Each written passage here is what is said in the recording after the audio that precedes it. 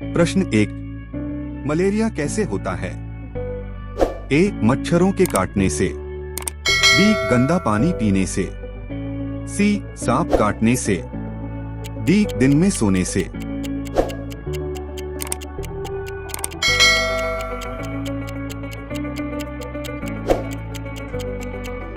सही उत्तर है ए. मच्छरों के काटने से।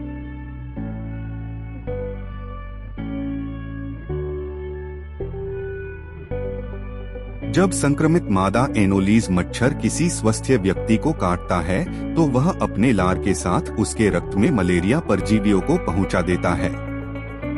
संक्रमित मच्छर के काटने के 10 से 12 दिनों के बाद उस व्यक्ति में मलेरिया रोग के लक्षण प्रकट हो जाते हैं। मलेरिया का कारण क्या है? मलेरिया एक ऐसी बीमारी है जो संक्रमित मच्छर में मौजूद परजीवी की वजह से होती है। ये रोगाणु इतने छोटे होते हैं कि हम इन्हें देख नहीं सकते। मलेरिया बुखार प्लाज्मोडियम विवेक्स नामक वायरस के कारण होता है। अनोफिलीज नामक संक्रमित मादा मच्छर के काटने से मनुष्यों के रक्त प्रवाह में ये वायरस संचारित होता है।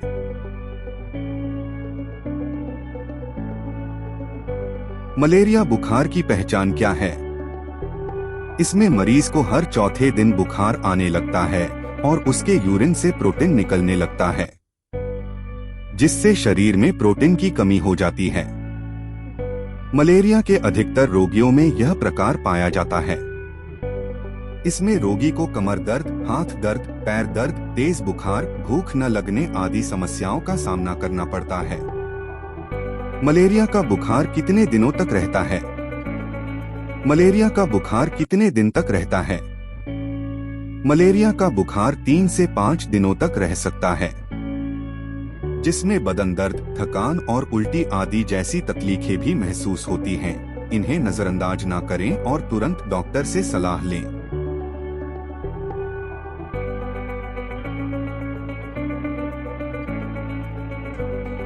मलेरिया से शरीर का कौन सा अंग प्रभावित होता है?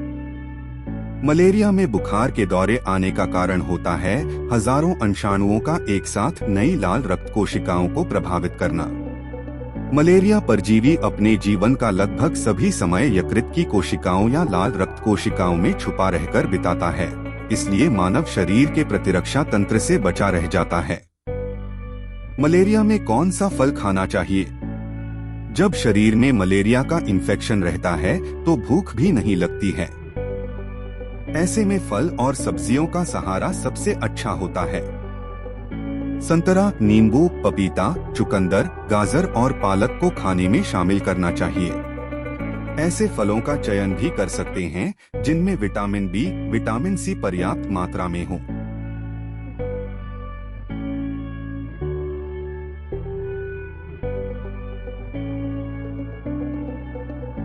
क्या मलेरिया जानलेवा है? मच्छरों के कारण होने वाली ये एक ऐसी बीमारी है जिसका समय रहते सही उपचार नहीं किया गया तो ये जानलेवा भी हो सकती है। WHO के आंकड़ों पर नजर डालें तो साल 2021 में दुनिया भर में मलेरिया के अनुमानित 247 मिलियन मामले थे। वहीं मलेरिया से होने वाली मौतों की अनुमानित संख्या 619,000 थी। मलेरिया मच्छर कितने बजे काटता है? मादा एनोफिलिस मच्छर एकमात्र मच्छर है जो मलेरिया फैलाता है। वह मुख्य रूप से रात 9 बजे से सुबह 5 बजे के बीच काटती है। यही कारण है कि मलेरिया की रोकथाम के लिए हर रात कीटनाशक से उपचारित मच्छरदानी के नीचे सोना महत्वपूर्ण है। मलेरिया के मच्छर रात में क्यों काटते हैं? जब मच्छर बहुत अधिक गर्म होते हैं तो परजीवियों को विकसित होने में कठिनाई होती है। लेकिन अगर कोई मच्छर शाम के समय रक्त से परजीवियों को उठाता है तो उन परजीवियों को अपना विकास पूरा करने के लिए रात के ठंडे तापमान में अधिक घंटों का समय मिलता है।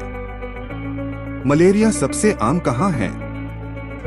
मलेरिया ज्यादातर दुनिया के गरीब, उष्णकटिबंधीय और उपोष्णकटिबंधीय क्षेत्रों में होता है।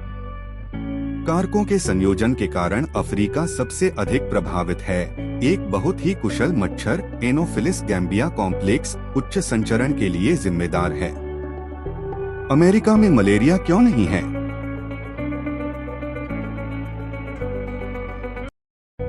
मलेरिया अमेरिका के गर्म हिस्सों में स्थानिक हुआ करता था। इस बीमारी को एक संघीय एजेंसी द्वारा सफलतापूर्वक समाप्त कर दिया गया, जो अब सीडीसी बन गई है। तब उपयोग की जाने वाली विधियों में बेहतर स्वच्छता, व्यापक कीटनाशकों का उपयोग और चिकित्सा उपचार शामिल थे, जिन्होंने संचरण को बाधित किया। मलेरिया मुक्त भारत का कौन सा राज्य है?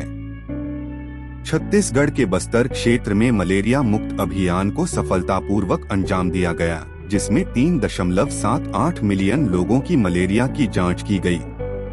भारत में कितने लोगों को मलेरिया होता है? भारत भर में मलेरिया के मामलों की कुल संख्या 2014 से 2021। भारत में 2022 में मलेरिया के 45,000 से ज्यादा मामले सामने आए। हालांकि 2021 में 160,000 से अधिक मामलों के साथ मामलों की संख्या अधिक थी। डेंगू क्या है?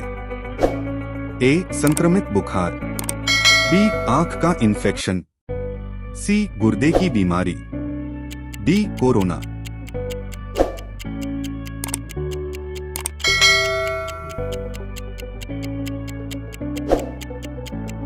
सही उत्तर है ए. संक्रमित बुखार।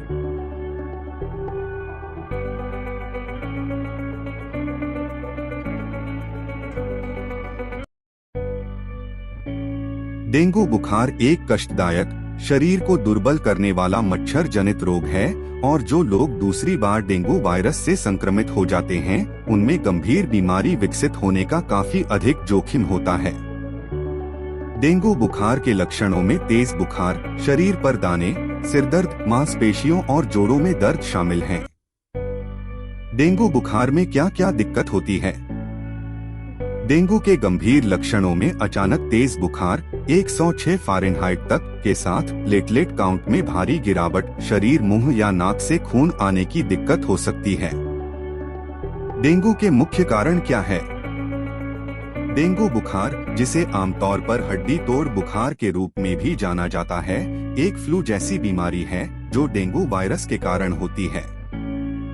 यह तब होता है जब वायरस वाला एडीज मच्छर किसी स्वस्थ व्यक्ति को काटता है। यह रोग मुख्य रूप से दुनिया के उष्णकटिबंधीय और उपोष्णकटिबंधीय क्षेत्रों में पाया जाता है।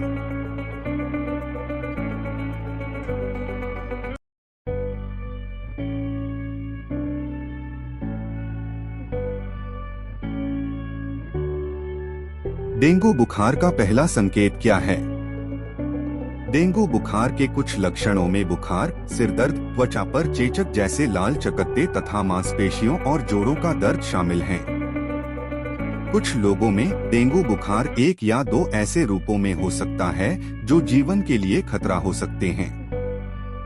डेंगू की सावधानियां क्या है? डेंगू में कौन कौन सी सावधानियां बरतें? सबसे पहली बात तो डेंगू के मरीज को ज्यादा से ज्यादा आराम करना चाहिए ताकि रिकवरी जल्दी हो सके। वहीं घर में अगर कूलर है तो उसमें पानी रोज बदले नहीं तो उसमें डेंगू फैलाने वाले मच्छर पैदा हो सकते हैं। इसके अलावा खिड़की दरवाजे बंद करके रखें ताकि मच्छरों की एंट्री ना हो घर में।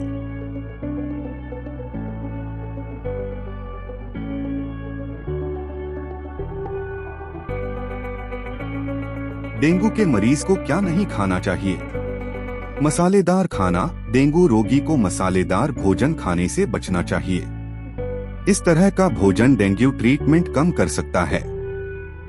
मसालेदार भोजन करने से व्यक्ति के पेट में गैस, एसिडिटी की समस्या हो सकती है, जो डेंगू की तकलीफ को और बढ़ा देती है।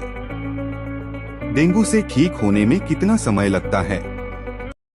डेंगू के लक्षण आमतौर पर 2 से 7 दिनों तक रहते हैं। अधिकांश लोग लगभग 1 सप्ताह के बाद ठीक हो जाएंगे। डेंगू के 7 दिन क्या होता है? पुनर्प्राप्ति चरण आमतौर पर तब शुरू होता है जब आपको 7वें दिन डेंगू बुखार होता है, या 8वें से 10वें दिन डेंगू बुखार होता है, रोगी का बुखार चला जाता है, रक्तचाप स्थिर होता है और धीरे धीरे अपनी मूल स्थिति में आ जाता है।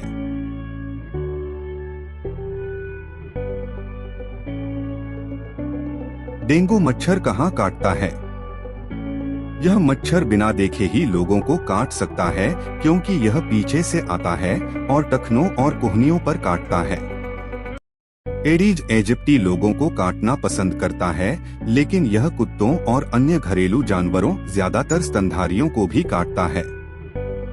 केवल मादाएं अंडे देने के लिए रक्त प्राप्त करने के लिए काटती हैं। डेंगू के इलाज में कितना खर्च आता है? शहर में डेंगू बुखार का संक्रमण नहीं घट रहा है।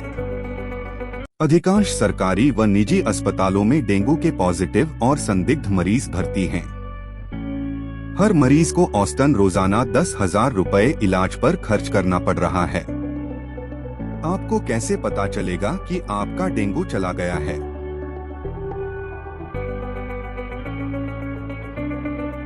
डेंगू बुखार से ठीक होने के संकेत। निम्नलिखित कुछ चेतावनी संकेत हैं जो बताते हैं कि आप बीमारी से उबरने वाले हैं। शरीर की थकान कम हो जाती है। मरीज सबसे खतरनाक अवस्था में पहुंच जाता है जब तेज बुखार 2 से 3 दिन तक रहता है।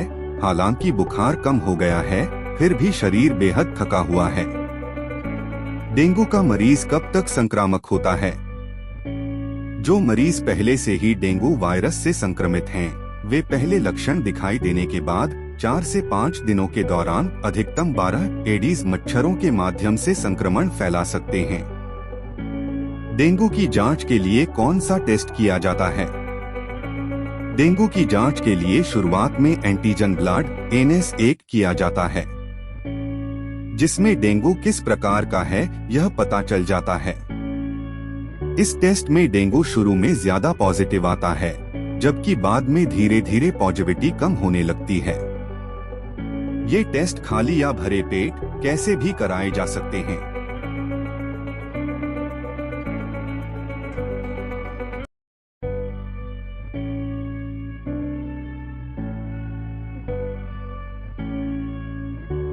क्या डेंगू बुखार सिर्फ रात में ही होता है?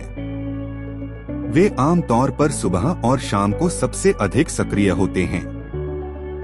हालांकि एडीज एजिप्टी दिन के किसी भी समय घर के अंदर या बाहर किसी भी स्थान पर काटने और वायरस फैलाने में सक्षम है।